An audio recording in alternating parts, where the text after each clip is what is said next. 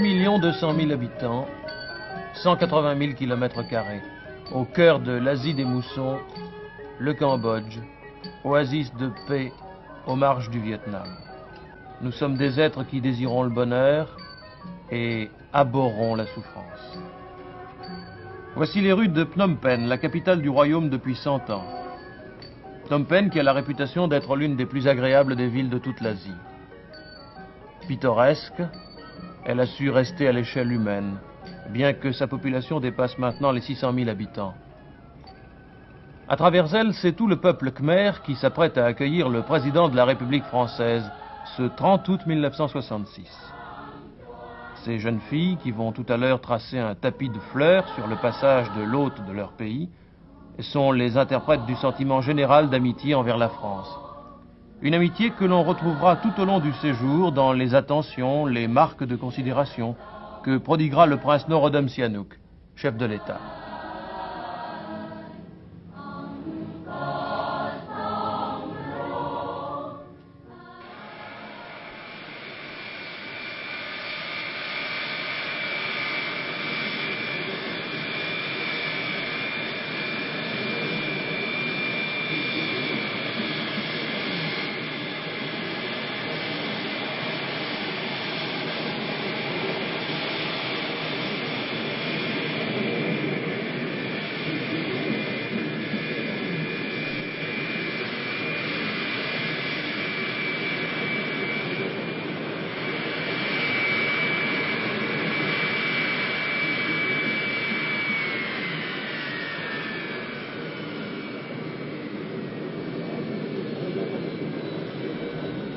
L'appareil présidentiel immobilisé sur la piste de l'aéroport de Pochentong, le prince Norodom Sihanouk est aux côtés de la reine Sisovat Kosamak Noariseat pour accueillir le général de Gaulle. La reine est la gardienne du trône depuis le décès de son époux en 1960, mais elle ne règne pas conformément à la constitution du pays qui assure l'héritage aux seuls descendants mâles de la dynastie.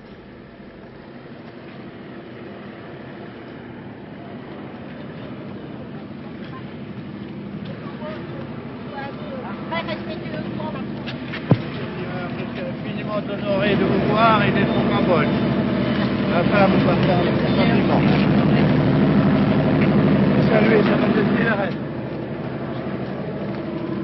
Ma mère est honorée et extrêmement heureuse d'avoir l'occasion de vous saluer. Votre majesté, nous sommes infiniment honorés d'être reçus par vous. Et ma femme.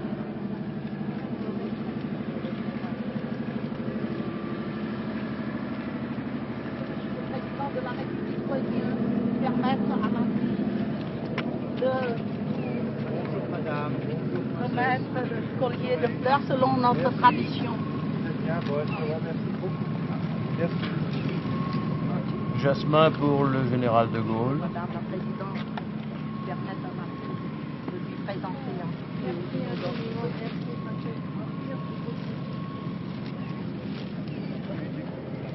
Orchidée pour la présidente. Puis, sous le parasol royal, les deux chefs d'État se dirigent vers le pavillon d'accueil.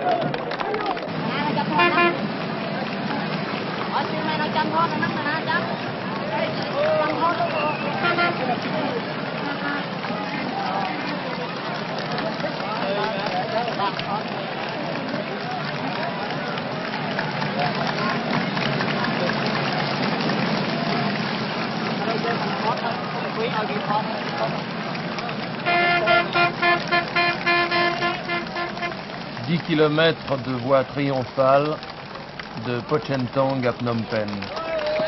200 000 personnes sont là ce premier soir. Accueil sans précédent dans l'histoire du royaume.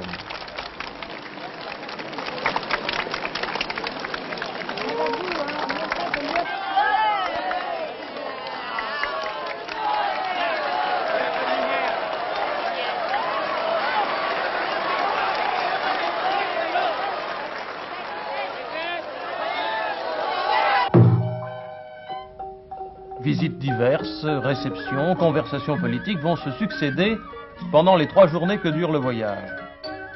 Les hôtes du Cambodge résident dans l'enceinte du palais royal, édifice à l'architecture symbolique, représentant une montagne sacrée, la demeure des dieux.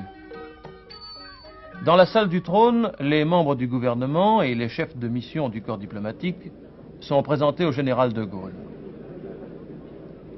À 250 km seulement de Saïgon, Phnom Penh est la capitale d'un pays qui se veut neutre, ami de tous et allié de personne, et qui a réussi à garder intacte sa liberté d'appréciation, selon les propres termes de Norodom Sihanouk. C'est dès l'indépendance du pays, en 1953, qu'a été formulée cette ligne directrice de neutralité.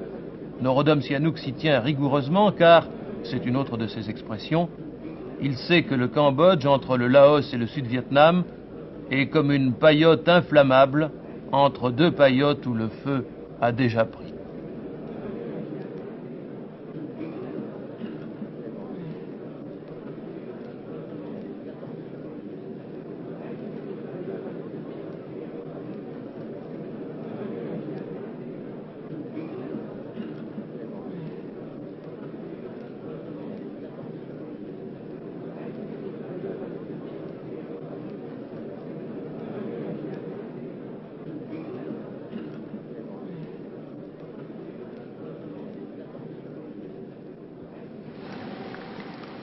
Monsieur le Président de la République, qu'il me soit permis de vous prier, au nom des forces armées royales khmères, de daigner accepter, en témoignage très modeste mais très fervent, de notre plus profonde reconnaissance, admiration et vénération, le scribe royal vous nommant général suprême des forces armées royales du Cambodge.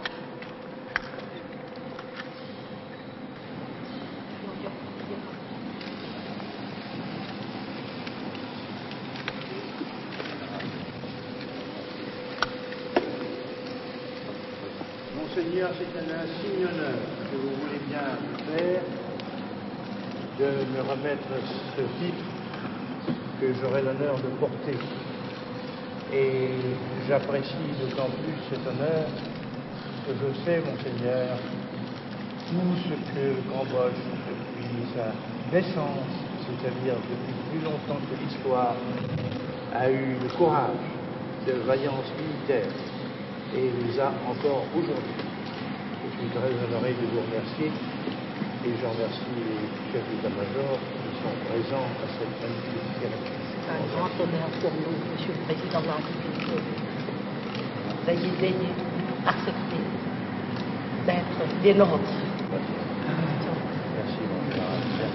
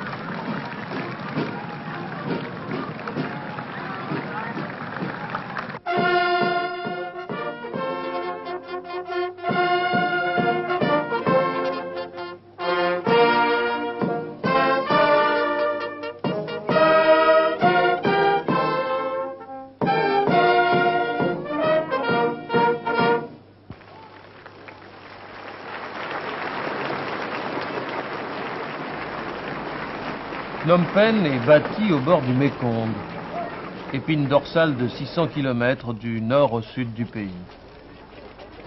Face au palais royal, sur le Tonlé Sap, l'un des larges bras du Mékong, la fête des eaux. Les piroguiers sont venus des régions les plus reculées du pays, presque d'un autre temps.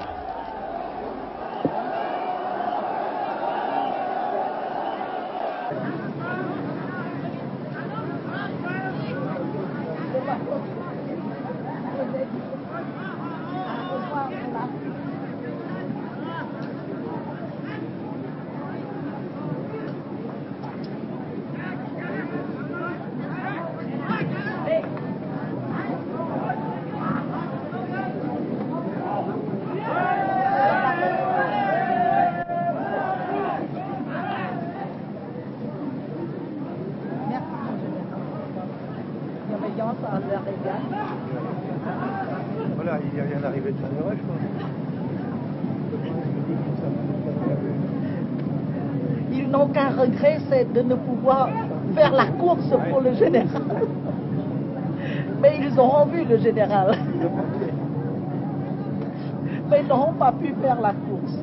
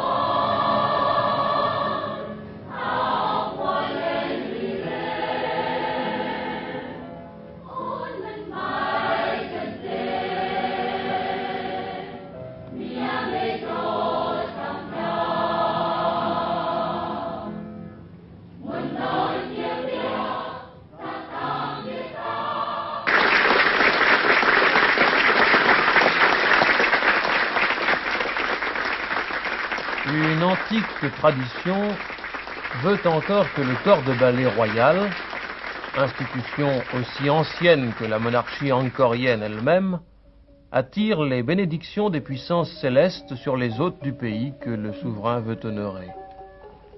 Ce ballet, que danse la princesse Bofa Devi, a été écrit et réglé par la reine elle-même.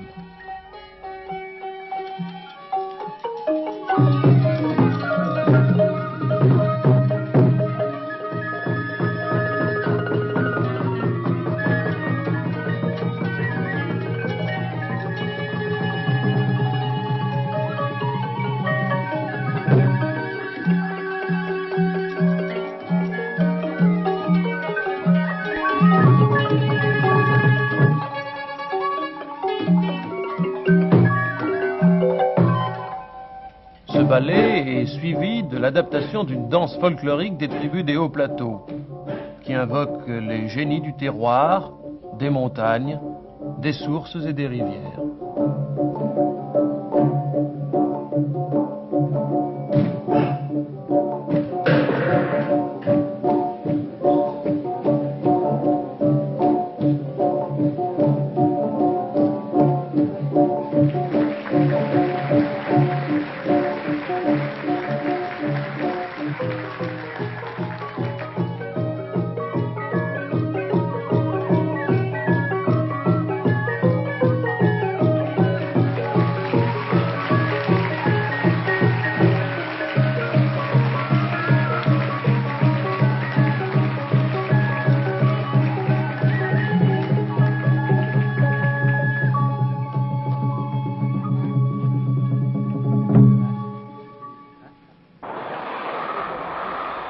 contraste entre le maintien des traditions du passé et un présent résolument moderne, le complexe sportif national de Phnom Penh. 100 000 des habitants de la capitale sont là le 1er septembre au matin.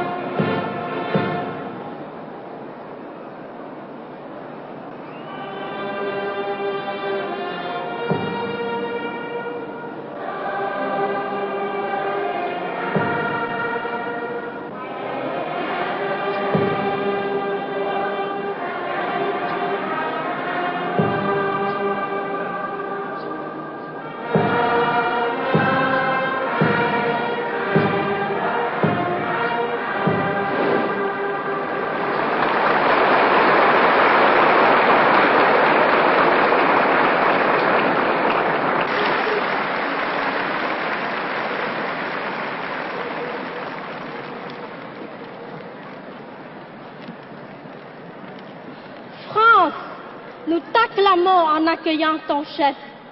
Il est là parmi nous, ces héros de l'histoire. C'est pour lui qu'en ce jour de liesse et de gloire, notre peuple se presse en cette vaste nef. C'est l'homme, le soldat, sa grandeur que je chante, sauveur de sa patrie, apôtre de la paix dont le nom resplendit, s'élançant comme un trait lancé par le destin et dont l'éclat nous hante. Depuis plus de 20 ans, l'histoire nous apprend quel fut le résistant, sa vision, son courage, refusant de céder à l'ennemi en rage, luttant pour redonner la France à ses enfants. Élevé au pouvoir, maître des destinées d'un grand et beau pays touché par le malheur, président admiré partout pour sa valeur, il rend à sa nation puissance et renommée. L'Occident et l'Orient tournent vers lui les yeux, attendant réconfort, sympathie et soutien. Il écoute les peuples, il accède à leurs vœux et fait de l'amitié leur authentique lien. Que ce jour en nos cœurs reste à jamais gravé, que le ciment qui lie nos deux peuples demeure, que jamais pour nos fils votre affection ne meure. Le Cambodge et son chef seront alors comblés. Le journaliste étranger a cru bon d'ironiser tout récemment sur le fait que les Khmers considèrent le général comme un Saint-Georges capable de terrasser les dragons ennemis de notre royaume. Nous répondrons à ce journaliste et à ses collègues qui pourraient penser comme lui que notre monde actuel, où tant de peuples sont victimes d'injustice ou subissent des actes de guerre, a le plus grand besoin de modernes Saint-Georges qui les aident à terrasser les méchants dragons, non certes par la lance ou l'épée, mais par des prises de position courageuses sur le plan politique et diplomatique. Des Saint-Georges qui osent défendre, même contre le gré de leurs alliés, la justice, le bon droit et la paix.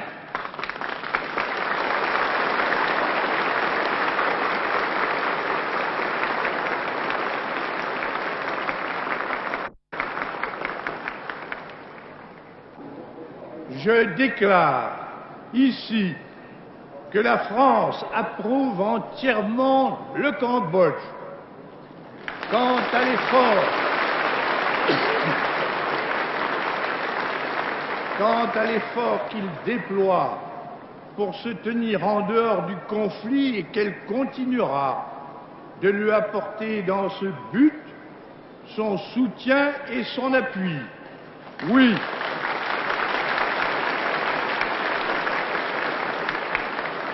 Oui, la position de la France est prise.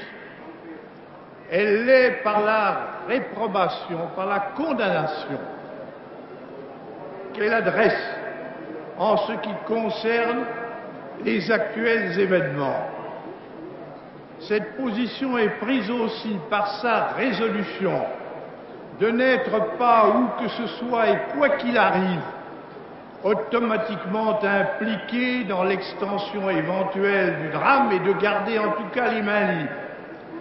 Mais elle l'est encore par l'exemple qu'elle a naguère donné en Afrique du Nord, en mettant délibérément un terme à des combats stériles sur un terrain que pourtant ses forces dominaient sans conteste, qu'elle administrait directement depuis 132 ans et où elle avait implanté plus d'1 million de ses enfants. Mais comme ces combats n'engageaient ni son honneur, ni son indépendance, et qu'à l'époque où nous sommes, il ne pouvait conduire à rien qu'à des pertes, des aides et des destructions sans cesse accrues, la France a voulu et a su s'en sortir, sans que, bien au contraire, en ait souffert son prestige, sa puissance et sa prospérité.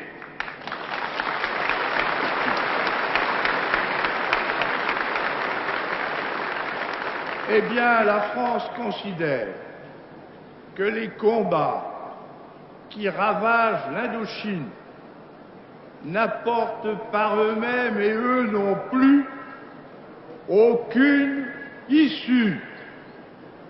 Suivant-elle, s'il est invraisemblable que l'appareil guerrier américain puisse jamais être anéanti sur place, d'autre part, il n'y a aucune chance pour que les peuples de l'Asie se soumettent à la loi d'un étranger venu de l'autre rive du Pacifique, quelles que puissent être ses intentions et quelle que soit la puissance de ses armes.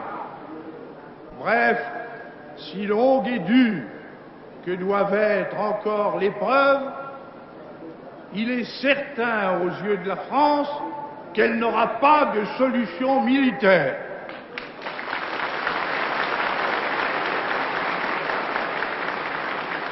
Dès lors, et à moins que le monde ne roule vers la catastrophe, seul un règlement politique pourrait rétablir la paix.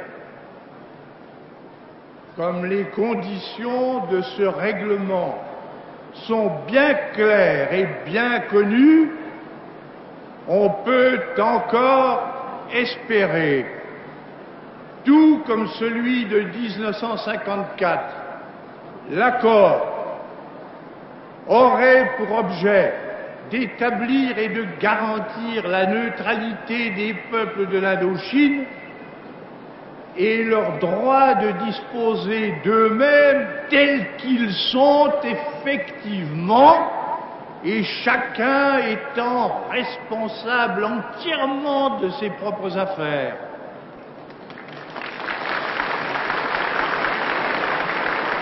Les contractants seraient donc les pouvoirs qui s'y exercent réellement, et parmi les autres États, tout au moins les 5 puissances mondiales.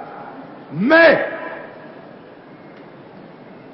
la possibilité, et à plus forte raison l'ouverture d'une aussi vaste et difficile négociation dépendrait évidemment de la décision et de l'engagement qu'auparavant aurait voulu prendre l'Amérique de rapatrier ses forces dans un délai convenable et déterminé.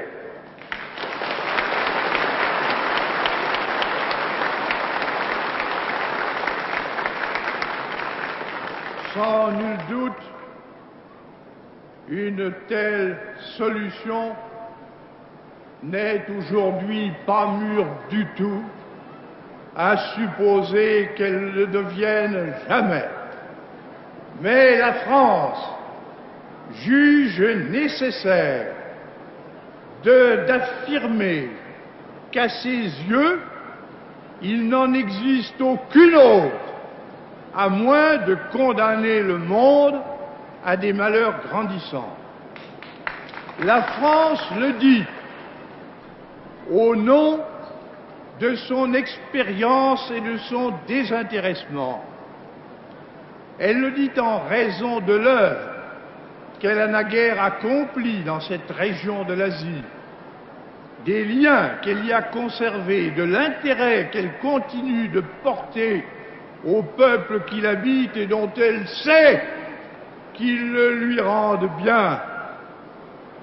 Elle le dit à cause de l'amitié exceptionnelle et 2 fois séculaire qu'elle a pour l'Amérique, de l'idée qu'elle s'en fait depuis longtemps et que celle-ci se fait d'elle-même, à savoir celle d'une nation champion de la conception suivant laquelle il faut laisser chaque peuple disposer à sa façon de son propre destin. Elle le dit compte tenu des avertissements que Paris a multipliés à l'égard de Washington quand rien n'avait encore été accompli d'irréparable.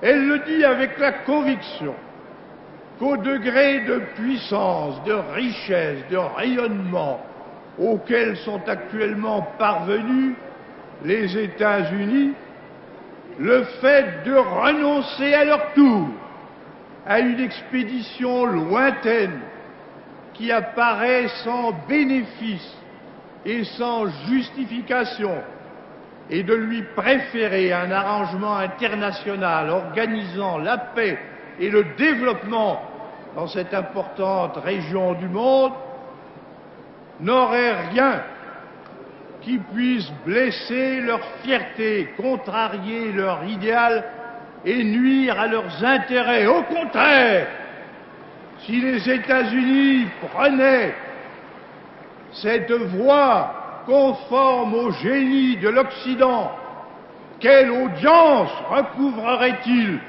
d'un bout à l'autre du monde et quelle chance recouvrerait la paix sur place et partout ailleurs?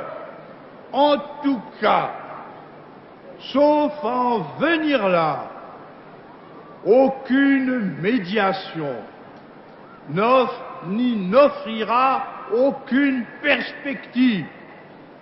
Et c'est pourquoi la France, pour sa part, n'en a jamais proposé et n'en propose aucune.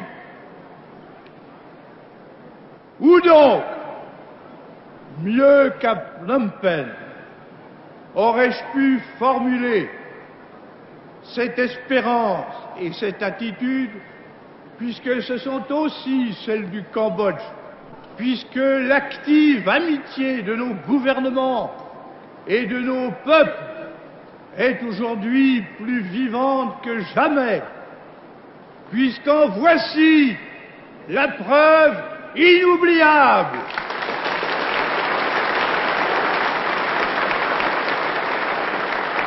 Tieyo Kampuchea!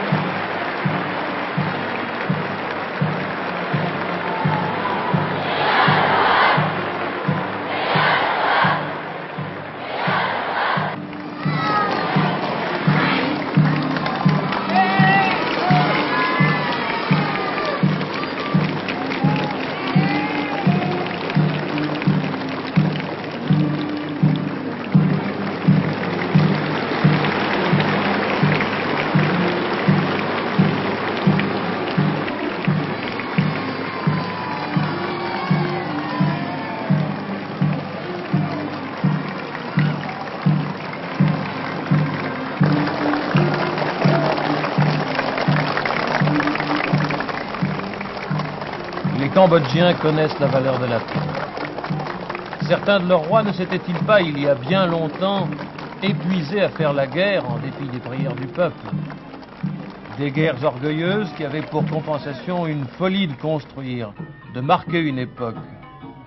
Il nous en reste le témoignage. Angkor, où fleurit pendant des siècles le culte des rois-dieux.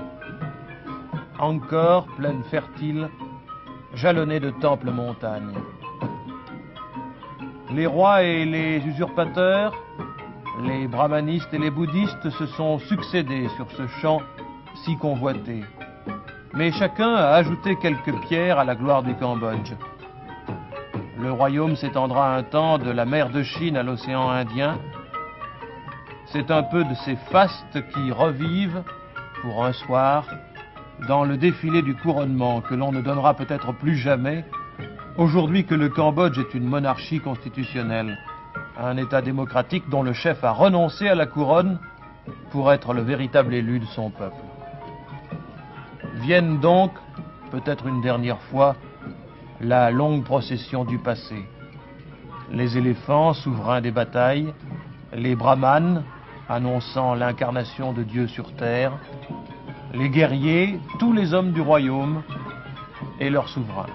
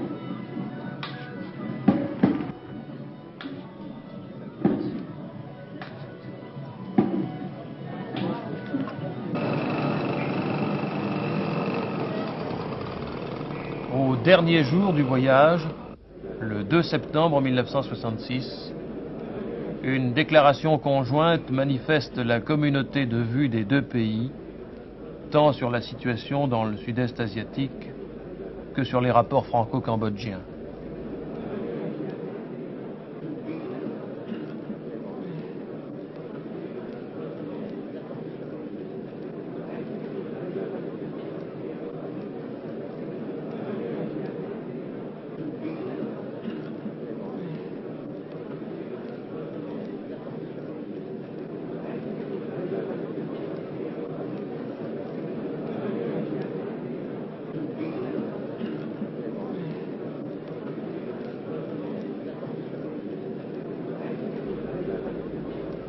Quand le général de Gaulle s'en va, certains ici lui donnent un surnom,